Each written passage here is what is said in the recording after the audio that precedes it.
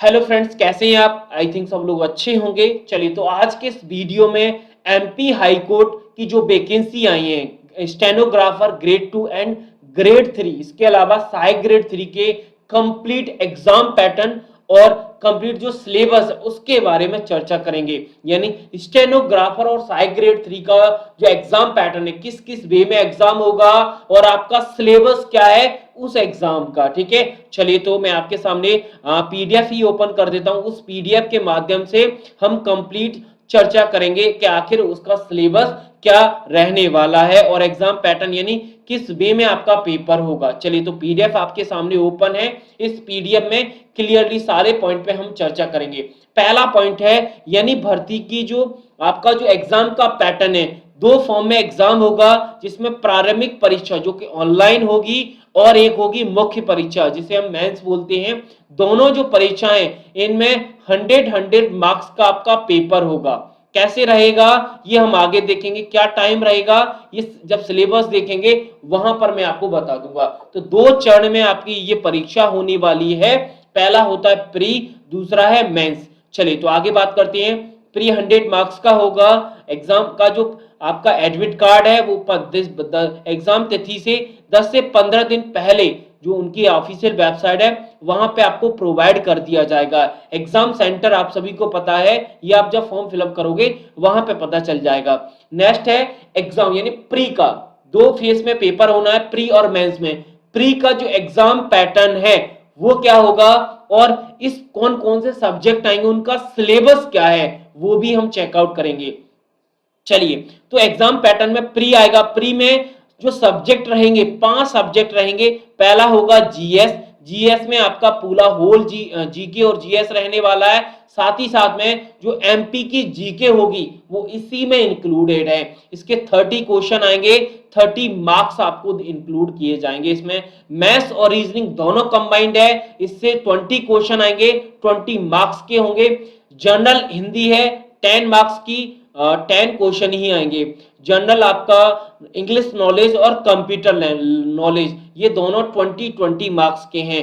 Overall आपका 100 ही question है, 100 marks का पेपर होगा प्री का। टाइम की बात करें तो 120 मिनट आपको दी जाएंगी, यानी 2 घंटे का टाइम दिया जाएगा 100 क्वेश्चन को सॉल्व करने के लिए। और अगर आप अपनी परीक्षा तिथि से पहले मॉक टेस्ट देना चाहते हो तो एमपी हाई कोर्ट की ऑफिशियल वेबसाइट पे जाके आप मॉक टेस्ट दे सकते हो।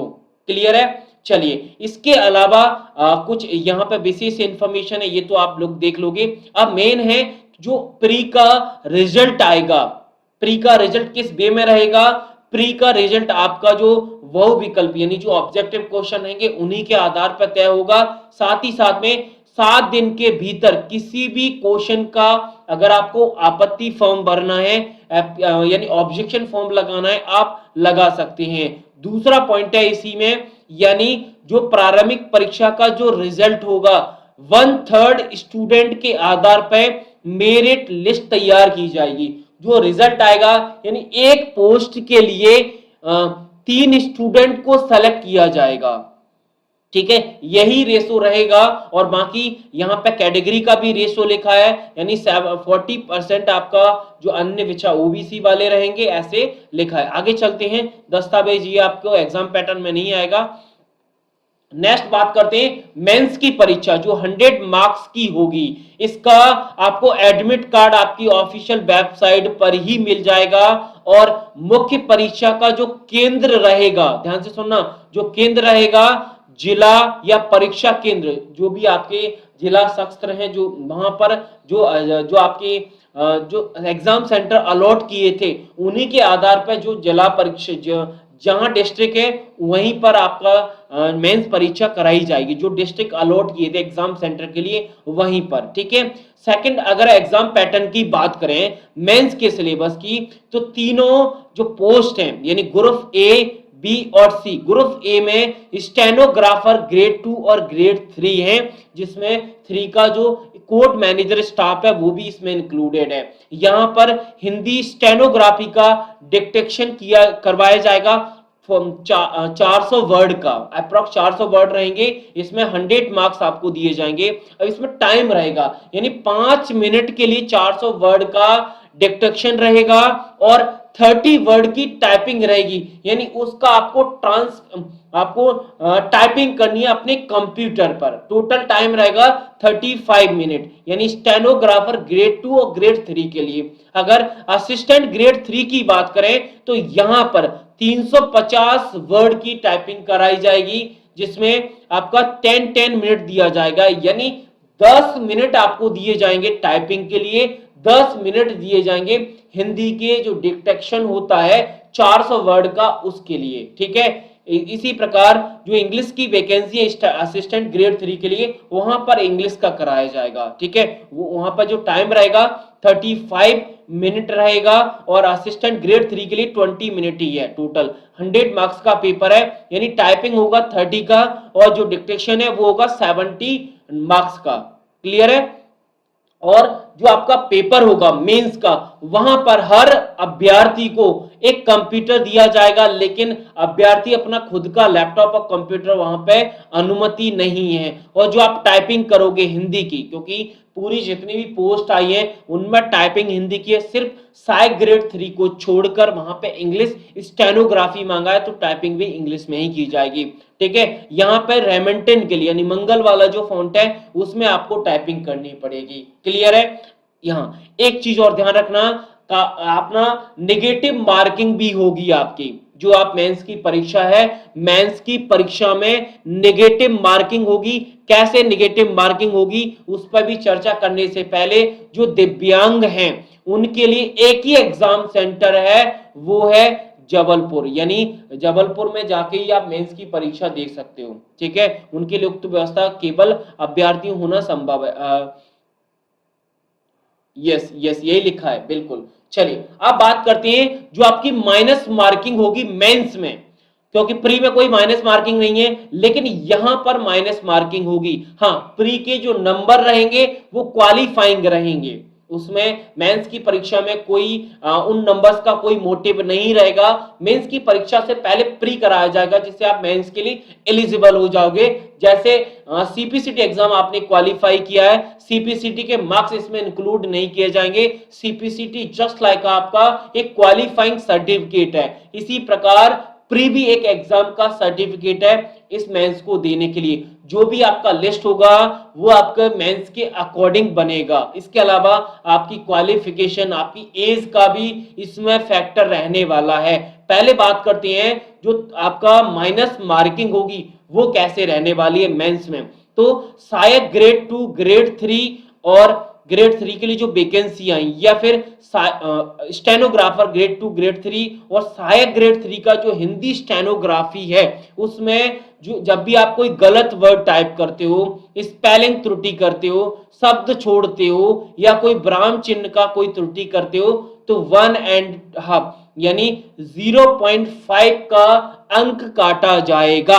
और प्रति अभ्यर्थी को अगर आपने 120 से ज्यादा गलती की मेंस में, तो आपको 0 मार्क्स दिए जाएंगे। ध्यान रखना इस चीज का, 120 से अधिक आपके एरर हो गए तो आपका मार्क्सिंग 0 हो जाएगा। किसके लिए? स्टेनोग्राफर ग्रेड 2, ग्रेड 3 और असिस्टेंट ग्रेड 3 का जो इंग्लिश स्टेनोग्राफी है उसके लिए। असिस्टेंट ग्रेड 3 के लिए थोड़ा सा डिफरेंस है। क्या डिफरेंस है उसको भी देख लेते हैं। असिस्टेंट ग्रेड 3 की बात करें, वहां पर भी यही माइनस मार्किंग चलेगा, लेकिन यहां पर जो मिनिमम है, जो पासिंग स्कोर है वो अलग है। जैसे हिंदी टाइपिंग की बात करें तो हिंदी टाइपिंग के लिए अभ्यर्थी को 36 तक माप किया जा, 36 तक। और अगर आपने त्रुटि हिंदी डिक्टेशन में आपने 84 से ज्यादा त्रुटि की तो आपका मूल्यांकन 0 मार्क्स किया जाएगा। ध्यान रखना, यानी सहायक ग्रेड 3 को छोड़कर अगर आपने किसी जो पोस्ट भरी वहां पर 120 एरर होने चाहिए, अगर इससे ज्यादा हो गए तो आपका मार्क्सिंग 0 हो जाएगा। इसी प्रकार साइक ग्रेड 3 में 36 टाइपिंग में और 84 मार्किंग आप त्रुटि तक चलेगा। उसके बाद आपका यानी इतना या फिर इससे ज्यादा चला गया तो 0 मार्क्स आपको दिए जाएंगे। ठीक है, और एक और इंपॉर्टेंट नोट में लिखा है, यानी जितने भी अभ्यर्थी मुख्य परीक्षा में शामिल होंगे उनका कुल अंक 50% से कम है, क्योंकि 50% समझते हो, यानी 50 से अगर आपने कम स्कोर किया मेंस में तो आपका कोई आवेदन यानी आप लिस्ट में ऐड नहीं किए जाओगे। क्लियर है? यस। अब एक चीज और है, यानी शायद जो stenographer grade 2, stenographer grade 3, stenographer जो स्टाफ मैनेजर का जो वरीयता है उनके शैक्षणिक और टेक्निकल जो तकनीकी योग्यता के आधार पे किया जाएगा। यानी पहले तो उनकी जो क्वालिफिकेशन है उनके आधार पे एक लिस्ट बनाई जाएगी, देन उसके बाद अन्य पदों जो भी अन्य बाकी पद बचे, यानी ग्रेड 3 का जो पद बचा है, ग्रेड 3 के लिए जो आपने प्राप्तांक किए हैं, जो प्राप्तांक आपने मेंस में किए हैं उसके अकॉर्डिंग मेरिट तैयार की जाएगी। साथ ही साथ में अगर किसी मेंबर के समान मार्क्स हैं तो उसमें जिसकी ज्यादा एज है उसको वरीयता दी जाएगी, यानी ज्यादा एज वालों को फैक्टर मिलेगा। यानी 3 फैक्टर रहने वाले हैं इसमें। एक तो अगर आपकी क्वालिफिकेशन ज्यादा है पर्टिकुलर मेंबर से, यानी अगर आपने सीपीसीटी में अच्छा परसेंटेज स्कोर किया है, एमसीक्यू में, टाइपिंग में, तो यहां पर भी आपको बेनिफिट मिलेगा। इसके अलावा आपने स्टेनोग्राफी में किया है, आपने ग्रेजुएशन में किया है, जो आपने कंप्यूटर डिप्लोमा लगाया उसमें भी अच्छी परसेंटेज है। इसके अलावा अगर आपकी जो मार्किंग है सेम है और एज में आपका फैक्टर पड़ गया, यानी आपकी एज ज्यादा हो गई, तो कहीं ना कहीं आपको ज्यादा इंपॉर्टेंस दिया जाएगा। तो ये है कंप्लीट पैटर्न एग्जाम का और कंप्लीट सिलेबस। लास्ट में वेटिंग लिस्ट भी तैयार की जाएगी, लेकिन 2016 के जो रूल्स हैं उसके अकॉर्डिंग जो भी जानकारी रहेगी वो आपकी कंप्लीट रहेगी, जो ऑफिशियल वेबसाइट है हाई कोर्ट की उस पर। तो आई थिंक अब आपको क्लियरली समझ में आ गया होगा कि जो एमपी हाई कोर्ट की वैकेंसी आई उसका क्या कंप्लीट सिलेबस है और क्या एग्जाम पैटर्न है। कोई भी अगर आपकी और क्वेरी हो तो कमेंट कर दें।